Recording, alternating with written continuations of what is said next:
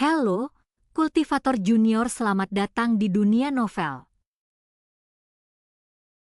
Mari kita lanjutkan kultivasi berikutnya di Martial God Asura. Bab 6572 hancurkan. Baik wanita gila itu maupun presiden perkumpulan pedagang seni bela diri dikelilingi oleh energi bela diri yang kuat, meskipun terlihat sederhana. Sebenarnya ini adalah seni bela diri yang ampuh. Saat keduanya melangkah ke dalam awan gelap, mereka serentak mengacungkan senjata suci mereka. Dalam sekejap, bilah-bilah cahaya itu berkobar dan awan gelap yang tebal itu lenyap dalam sekejap di bawah gempuran dahsyat tersebut. Tidak bagus, namun, saat ia menyaksikan awan gelap menghilang, kecemasan Presiden Persekutuan Pedagang Seni Bela Diri justru semakin meningkat. Seperti sebelumnya, meskipun awan gelap itu menghilang, mereka sebenarnya tidak menyerang bagian utama. Hehehe, benar saja, diiringi tawa yang lebih cabul, awan gelap berkumpul dari arah berlawanan. Kedua gadis cantik ini benar-benar tidak mendengarkan nasihat. Sepertinya mereka belum bisa dijinakkan. Kalau begitu, izinkan aku memukulmu sampai kau memohon ampun dan menjinakkanmu. Saat dia berbicara, sinar cahaya yang tak terhitung jumlahnya muncul dari awan gelap. Saat awan gelap berputar-putar, ratusan lonceng muncul. Mungkinkah itu? Pada saat ini, bukan hanya Presiden Asosiasi Pedagang Seni Bela Diri, tetapi bahkan mata wanita gila itu akhirnya menunjukkan ekspresi ketakutan. Jika itu adalah lonceng, ini merupakan tindakan ofensif. 100 lonceng ini melambangkan 100 serangan. Jika ini terjadi pada mereka berdua, meskipun mereka tidak meninggal, kemungkinan besar mereka akan menjadi cacat. Melarikan diri. Ketua Asosiasi Pedagang Seni Bela Diri melirik wanita gila itu. Tanpa basa-basi lagi, ia dengan cepat terbang menjauh, bahkan wanita gila itu tahu bahwa jika dia tetap di tempatnya, dia pasti akan mati. Jadi, dia menggunakan teknik gerakannya untuk terbang menjauh ke kejauhan. Dengan kecepatan mereka berhasil melarikan diri ke jarak yang sangat jauh dalam sekejap mata. Namun, alih-alih terus melarikan diri, mereka berhenti. Karena mereka menemukan bahwa awan gelap itu tidak mengikuti mereka. Namun, ada sedikit nada mengejek dalam suara orang itu. Apakah mereka berhasil melarikan diri? Namun, kau sama sekali tidak bisa melarikan diri.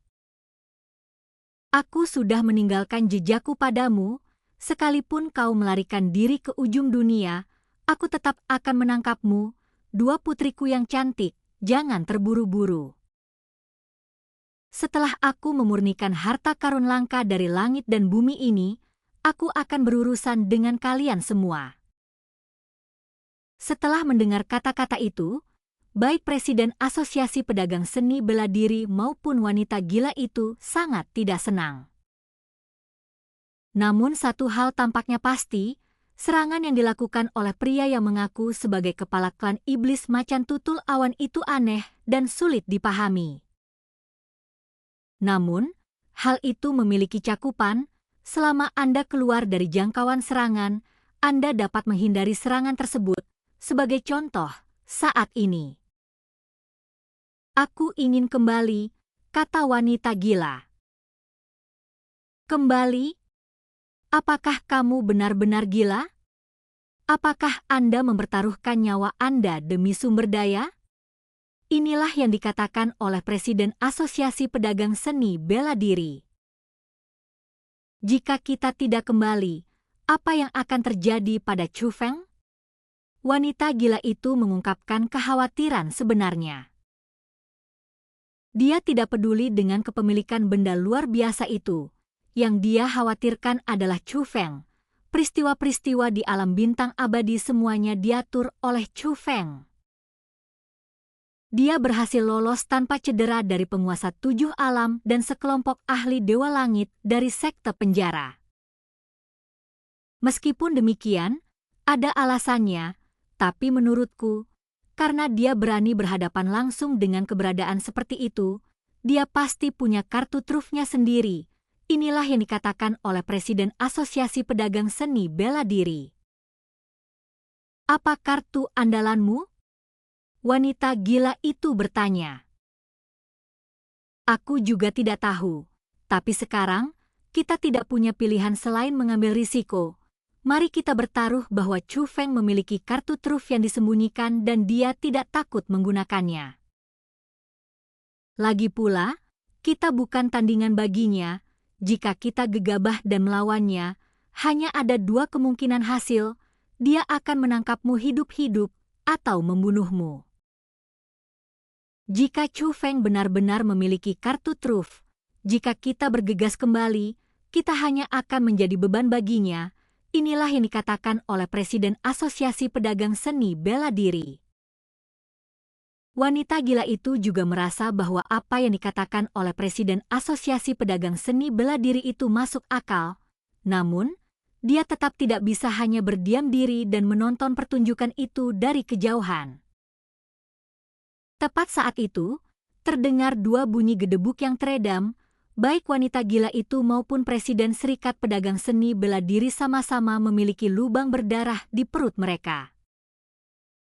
Hahaha, tawa pria itu terdengar dari belakang mereka berdua. Keduanya kemudian menyadari bahwa awan gelap di kejauhan mulai menghilang, tetapi di belakang mereka, awan gelap itu muncul kembali. Turut hadir pula 98 lonceng. Ini berarti orang tersebut baru saja menggunakan 2 lonceng lagi. Itulah mengapa Presiden Persekutuan Pedagang Seni Bela Diri dan wanita gila itu diserang. Apakah putusan itu salah? Ketua Asosiasi Pedagang Seni Bela Diri itu mengerutkan kening. Sebelumnya, dia mengira telah lolos dari jangkauan serangan lawan, namun kini jelas bahwa mereka tidak bisa menghindarinya. Pada saat ini 98 lonceng yang tersisa berbunyi secara bersamaan, baik wanita gila maupun Presiden Serikat Pedagang Seni Bela Diri mengalami perubahan ekspresi yang drastis. Meskipun mereka tahu bahwa serangan lawan sulit dihindari, reaksi pertama mereka adalah terus melarikan diri. Namun, pada saat itu, sesosok tiba-tiba muncul di hadapan mereka berdua. Sosok tersebut ternyata Chu Feng. Aura Chu Feng kini telah mencapai alam dewa surgawi tingkat pertama.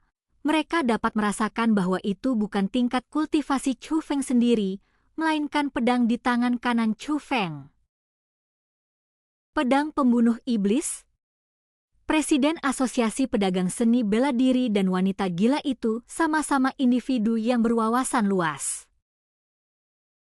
Sekilas, jelas terlihat bahwa pedang di tangan Chu Feng adalah pedang kaisar pembunuh iblis dari era awal. Aura Chu Feng sebagai makhluk surgawi tingkat pertama berasal dari pedang pembunuh iblis ini. Tentu saja, Chu Feng bisa sampai di sini secepat itu. Hal itu karena dia secara bersamaan melepaskan perlindungan Dao Surgawi dan teknik tubuh Dao Surgawi, sebuah pematasan ilahi tingkat ganda, 3 tahap. Namun, saat ini, baik wanita gila itu maupun Presiden Perkumpulan Pedagang Seni Bela Diri tidak terlalu mempedulikan tingkat kultivasi Chu Feng. Sebaliknya, itu berada di depan Chu Feng. Ternyata, sebuah belati perak melayang di depan Chu Feng. Tangan kiri Chu Feng sudah terulur, jelas menggenggam sesuatu, tetapi itu bukan belati perak. Hancurkan! Begitu Chu Feng mengatakan ini, tangan kirinya mengepal erat, terdengar suara retakan, itu adalah suara tulang yang patah. Berhenti! Berhenti! Berhenti sekarang juga! Hentikan ini segera! Teriakan nyaring terdengar, dan suara itu milik orang yang mengaku sebagai kepala klan iblis macan tutul awan. Namun saat ini, suaranya tidak datang dari awan gelap, melainkan tepat di depan Chu Feng. Kemudian, kekuatan penghalang yang dahsyat muncul dari telapak tangan Chu Feng, membentuk susunan penghalang.